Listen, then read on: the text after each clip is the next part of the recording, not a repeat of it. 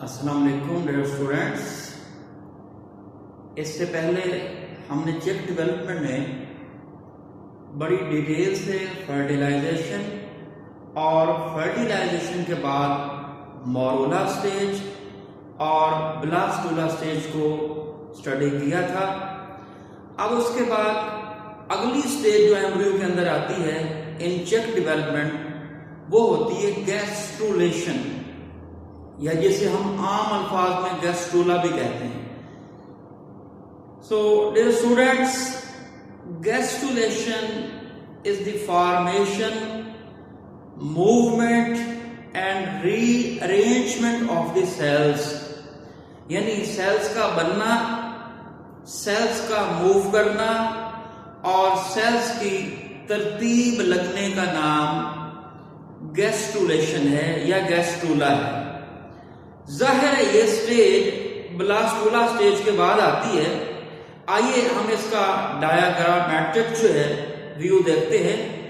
Last time हमने ये देखा है कि जो ब्लास्टूला स्टेज थी उसमें ये मामला हुआ था कि ब्लास्टोडर्म ऊपर उठ चुकी थी और एक कैविटी बन गई थी जिसे हमने कहा ब्लास्टोसील।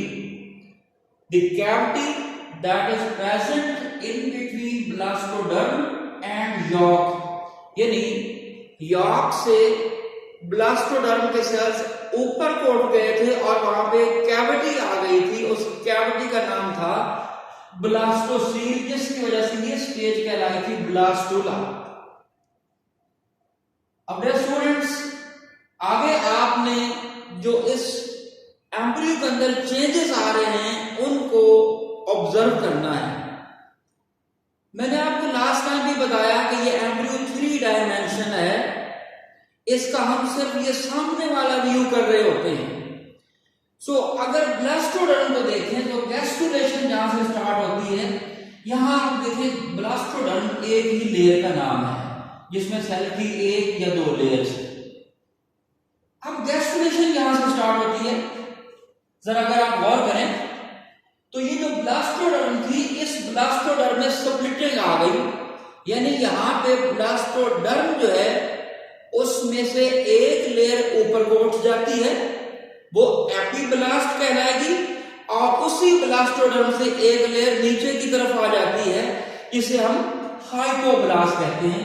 यहां पे इस डायग्राम में देखें, ये लेयर ऊपर को उठ गई ब्लास्टोडर्म, यानी ब्लास्टोडर्म क्या कर गई, स्प्लिट कर गई। अगर ये मेरे दोनों हाथ जो जुड़े हुए हैं, अगर हम इसे ब्लास्टोडर्म मान लें तो अगर ये देखिए अब स्प्लिट हो गए दोनों हाथ, तो ऐसा ही मामला यहां पे हुआ कि वो ब्लास्टोडर्म जो एक लेयर थी सेल्स की, उसमें एक लेयर ऊपर को उठ जाती है और एक लेयर नीचे आ जाती है।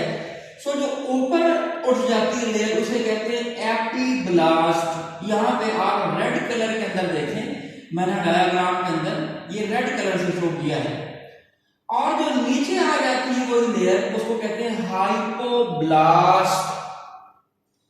अब फ्यूचर में ये दोनों जो डर्म्स बनी हैं या जो ब्लास्ट बनी है, इनका क्या काम होगा?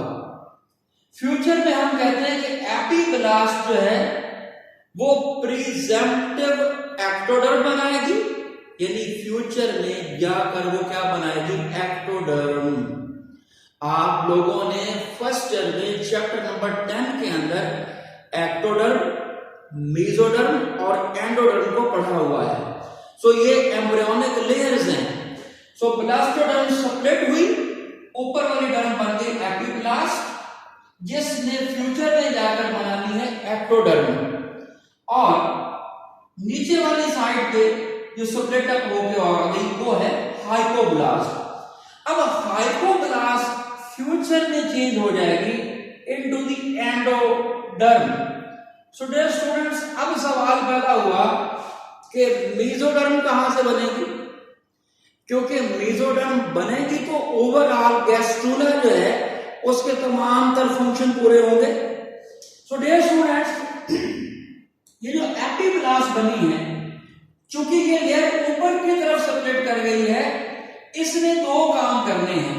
इसने फ्यूचर के अंदर एक्टोडर्म भी बनानी है और इसी से कुछ सेल्स निकलकर वो बनाएंगे मेसोडर्म।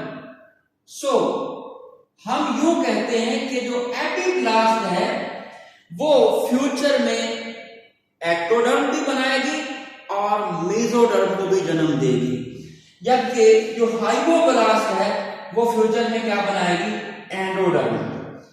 सो डियर स्टूडेंट, इस टाइम जब ये एपिब्लास्ट और हाइपोब्लास्ट बन चुकी होती हैं, तो अब देखिए यहां पे हाइपोब्लास्ट भी यॉर्क से ऊपर उठ गई है। ये ब्लू कलर में मैंने आपको यॉर्क दिखाया है और क्या आप अंडरस्टैंड कर सके। तो ये देखिए एपिब्लास्ट ऊपर को उठ गई, एपिब्लास्ट के नीचे आप बैठा है ब्लास्टोसीड, जो लास्ट टाइम हमने यहां पढ़ा है। अब चूंकि हाइपोब्लास्ट भी बन चुकी है और हाइपोब्लास्ट भी दरमियान वाले इलाके में से देखें तो आप यॉर्क से ऊपर उठ गई, ये यॉर्क नीचे रह गया और हाइपोब्लास्ट ऊपर उठ गई। अब ये एक नई कैविटी पैदा हुई, इसको हम कहते हैं सब जर्मिनल कैविटी। व्हाट इज सब जर्मिनल कैविटी? यहां हाइपोब्लास्ट की यॉर्क से ऊपर उठ जाती है और एक कैविटी पैदा होती है, इसे हम कहते हैं सब जर्मिनल कैविटी। अब इस टाइम पे अगर देखें तो ऊपर से अगर हम टॉप व्यू करें एम्ब्रियो में तो मामला यूं होगा कि यहां पे देखिए दो एरियाज इस पूरे एम्ब्रियो में जाहिर होंगे और वो एरियाज क्या होंगे स्टूडेंट्स, यहां पे देखिए कि ये एपिब्लास्ट ऊपर को उठी हुई है और ये नीचे हाइपोब्लास्ट है। आप गौर करें तो एपिब्लास्ट एक कैविटी पैदा कर रही है यहां हाइपोब्लास्ट में। हाइपोब्लास्ट से चूंकि दूर हट चुकी है, इसको हम कहते हैं सब जर्मिनल स्पेस। एपिब्लास्ट और हाइपोब्लास्ट के दरमियान एक स्पेस बनी हुई है, सब जर्मिनल स्पेस। क्यों ये मामला बना है? यहां पे एक लिक्विड जमा हो जाता है जिसकी वजह से एपिब्लास्ट ऊपर को उठ जाती है और ये एक अलग से एरिया बन जाता है। इसे हम कहते हैं area translucent appearance, that is known as area pellucida. क्या कहलाता है? Area pellucida. ये देखिए जहां से दरमियान में से एपिब्लास्ट के सेल्स ऊपर को उठ जाते हैं, इस जगह को हम कहते हैं एरिया पेलुसिडा। अब सवाल ये पैदा होता है कि ये जो साइडों वाला एरिया है यहां से यहां और यहां से यहां तक एम्ब्रियो के अंदर, ये क्या कहलाएगा गैस्ट्रुला स्टेज में? सो स्टूडेंट्स, ये वाला एरिया जो होता है ये लाइट को ट्रांसमिट करता है और ये वाला एरिया वो है, यहां पे देखिए तो यॉर्क भी साथ मिला हुआ है, हाइपोब्लास्ट भी मिल रहा है और एपिब्लास्ट का किनारा भी यूं आगे से मिल रहा है। जैसे ये देखिए मैं हाथ को जोड़ रहा हूं तो मेरी उंगलियां किनारों से मिल रही हैं, दरमियान से हथेलियां उठी हुई हैं। तो ये जो किनारों वाले इलाके हैं इनको हम कहते हैं एरिया ओपेका। क्या कहलाते हैं? एरिया ओपेका। सो दरमियान में क्या है? एरिया पेलुसिडा और साइडों पे जहां पे ये एपिब्लास्ट, हाइपोब्लास्ट और यॉर्क यूं मिल रहे हैं, ये है area ओपेका। Now students, what's about the mesodermal cells? From where they come? मैंने आपको बताया कि जो एपिब्लास्ट बनी थी उस एपिब्लास्ट ने फ्यूचर में मेसोडर्म भी बनानी है। सो अब मेसोडर्मल सेल्स जो है वो यहां से आना शुरू होंगे। ये देखिए आप इस डायग्राम के अंदर ये एपिब्लास्ट है, इस एपिब्लास्ट से मेसोडर्मल सेल माइग्रेट करना शुरू करते हैं।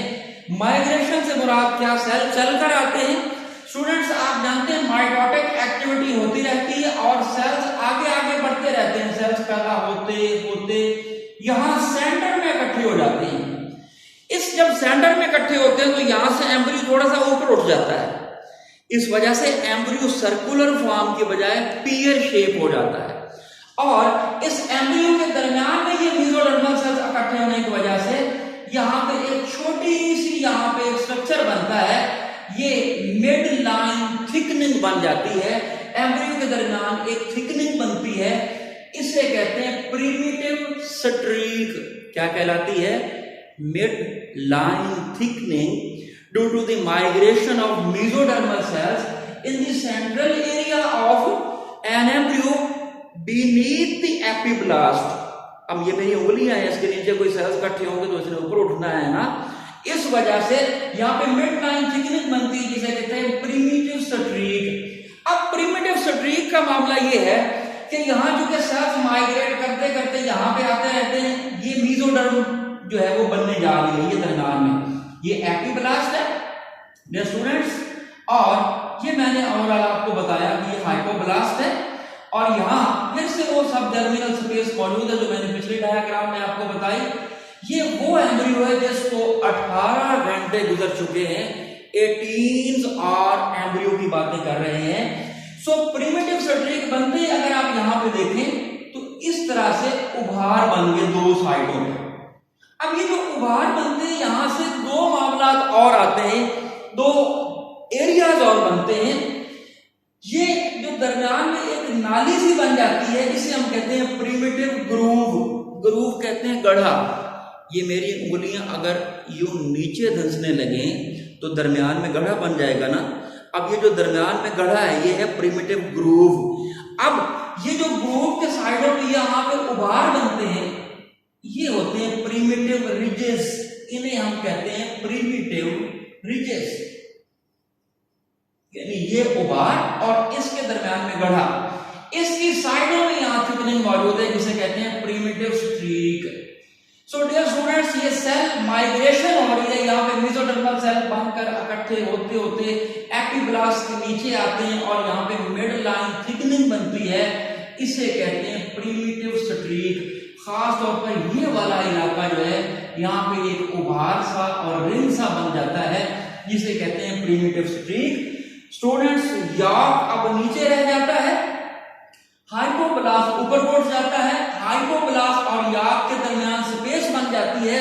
मैंने इस डायग्राम में भी आपको बताया ये सब जर्मिनल कैविटी है, तो यहाँ पे भी वही सब जर्मिनल कैविटी है। सो डियर स्टूडेंट्स, यहाँ माइग्रेशन ऑफ सेल्स की वजह से एम्ब्रियो की शेप चेंज हुई और उस शेप में सर्कुलर फॉर्म न रही बल्कि यूं पेयर शेप बन गई।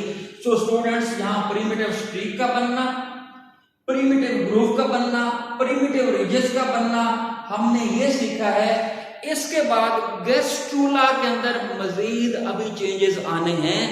हमने कमिंग लेक्चर के अंदर हैंसन नोड, प्रिमिटिव नोड और नोटोकॉर्ड का बनना और मेसोडर्म का बनना और सिलोम का बनना इंशाल्लाह डिस्कस करना है। यहां तक आप इसे तैयार करें, इंशाल्लाह कमिंग लेक्चर में गैस्ट्रुलेशन को हम मुकम्मल करेंगे। तब तक के लिए बहुत शुक्रिया। अल्लाह हाफिज।